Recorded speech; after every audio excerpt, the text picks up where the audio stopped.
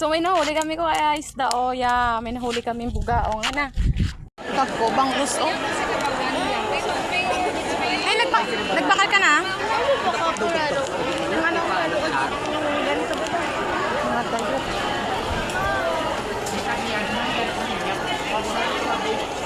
Ay na! Ay naglakad kita?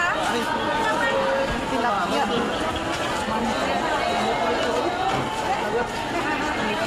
Buhay yung mga tilapia. Ako cellphone.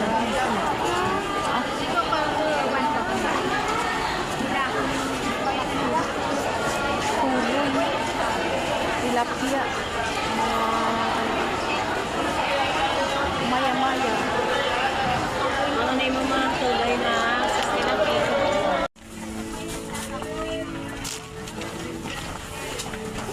So, pauwi na kami mga kasda kasi nakabili na po kami ng sayan para sa gagamitin natin doon sa ating palakwit. Dito mamamalakwit kami sa ano.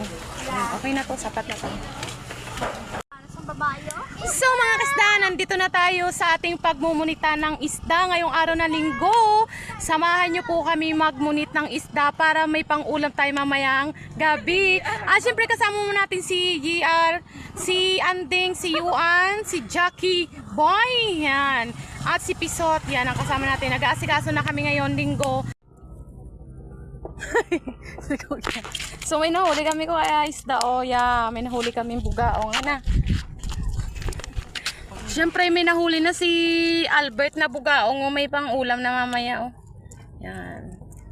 Ibabaligyan niyan daw karon sa talipapa ng humagikik bills. O diba? May nahuli na rin kami. Yan. Bugaong na isda. Fresh na fresh. O gahiwag-hiwag pa. Yan. O sa picture mo na. May nahuli kang isda. Isda. Kaya huli na siya isda o na bugao. So mga kaisda, susubukan natin kung may mahuli tayong isda. Siyempre ang pinain natin ay pasayan. Ito yung pasayan. Siyempre may tuloy din mga kaisda. Titingnan natin kung makakahuli tayo. Yan, ito yung mga ating nabakalti. Tayo pa. So hagis lang natin. Nagkamali tayo ng hagis. Testing natin.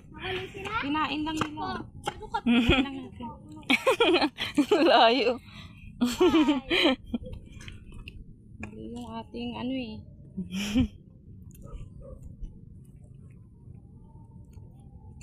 Maubusan tayo ng pain.